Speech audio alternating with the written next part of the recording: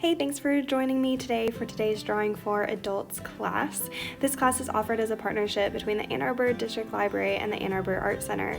Today we're going to be drawing some landscapes that are snowy and sunsetty and just all things bright and beautiful to warm up our winter days. So I recommend just watching the video first, and then you'll be able to grab your paints and follow along. I'll mention what kind of paints I'm using and kind of just how to go about this. So then you can rewatch the video and pause as you wish to follow right along with me. Okay, so let's start by just talking about where to put the colors in a sunset. So on the very top of the sky, that's where you're gonna have your darker blues, purples, even your black. And then towards that horizon line where the sky meets the land, that's where you're gonna have your lighter yellows and whites.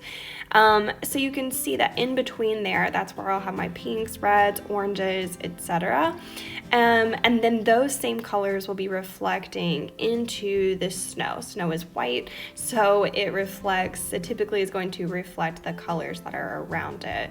So, when you're putting your horizon line on your canvas, you want to consider where that is. So I'd suggest going a little bit lower, because if you put it right there in the middle, it's very expected. We think of a landscape and we think, okay, let's put that horizon line about halfway, but that's really expected. So I would encourage you to try to do something where you have either more sky or more land.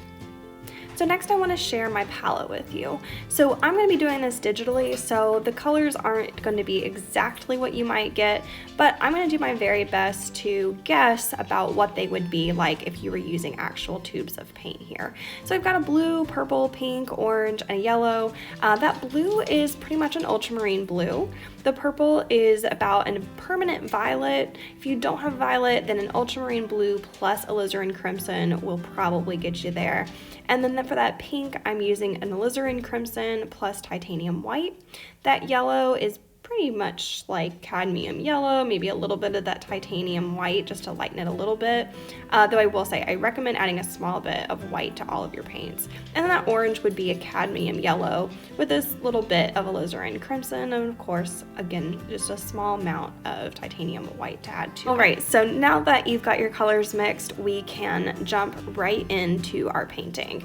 So we want to use a big brush. We're going to start with those dark colors, the purple and the blue up at the top, and then transition into pink. We want to do this with acrylics really quickly because otherwise your paint will dry. So you want to make sure that your brush stays wet the whole time. And so I'm going from blue to purple to pink to orange to yellow. And then I'm going to basically just flip it and do the exact same thing on the bottom with my snow. So I'm going to go ahead and put that yellow, then orange, then pink, then purple, then blue. Now, if you end up getting a little bit streaky and it looks like stripes, like see how I've got some stripes here, I like to do this thing that I call the squiggle technique. So you can see here that I've done this little squiggle in between the two colors that are not really fading really well.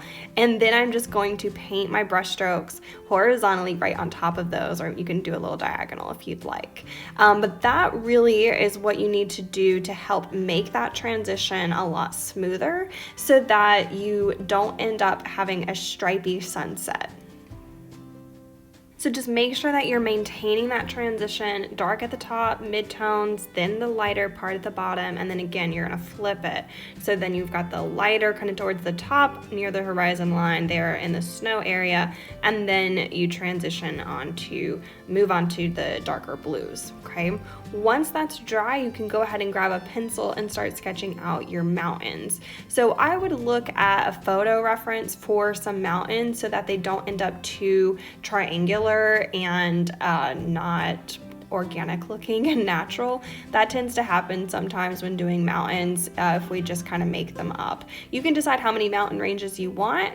The main thing is you want to make sure that they are lighter towards the back, the ones that are furthest away, and then they are bolder, darker when they get closer to in the front. So I'm choosing kind of a light grayish purpley color, so I'd encourage you to pick something that's kind of similar.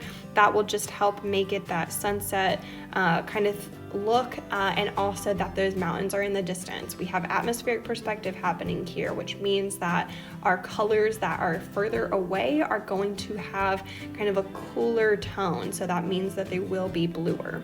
So then we can start sketching out the pieces of land that we want that are like kind of sticking up outside. These are kind of the little bunches of trees and like grassy area that would be mostly in shadow. You're gonna see that I'm gonna add a little bit of purple on top of them as well, but this is, you know, a bunch of grassy trees and, you know, just different things like that. So I'm adding in to do my trees back there. You want to make sure that that land piece that's in the back, that's closer to the background, we want to make sure those trees are a lot smaller. So you can see the way that I've gone ahead and drawn out little lines for the tree trunks, and that helps me just, I don't know, get the heights so that they're not all exactly the same, and also just make sure that I stay kind of even. But you can see that the little tiny branches that are coming off of it closer to the tops of those lines there, those are going to be they're going to be a lot shorter, and then they get further away. So you can look at some different techniques that I'm showing you kind of here to help you figure out the best way. Sometimes trees can be tricky. They can be really hard. One thing that I like to do is just make sure that the top there is a little bit longer, and that also really helps make it get that triangular shape, because we want to go for a triangle. You can see I'm adding in a few extra trees there that I wanted to add, and now I'm filling in this grassy area here kind of in the middle space, and I just want to make that look really fluffy and textured. I'll go back and add more, but I'm going to go ahead and move on to this tree here in the front. So again, it's in the foreground, so we want to make it much larger. So you can see I've done it the exact same technique as those little teeny tiny ones, and I even let it crop off the page a little bit. It's nice to have things going off the edge of your painting, so it doesn't look like everything is just perfectly framed around this certain area, that the landscape, the space itself does actually continue off of what we're able to see here. So now you can see I'm just adding in even more grasses. I would recommend even doing that, maybe even back in those little space with those little tiny trees back in the distance, and also the one here in the front, though I'm probably just going to go ahead and finish up these little grasses here just to show you the texture, but I would encourage you to really push that so that it really looks like these silhouetted areas that are black are actually filled in with something rather than just kind of being somewhat blob-like. So I hope you have enjoyed today's video, and I hope that you will tune in with us next time. Oh, I almost forgot to mention that I did go back over and add this purple area here in the front just to lighten up that bit. So I hope you enjoyed the video today, and I'll see you next time.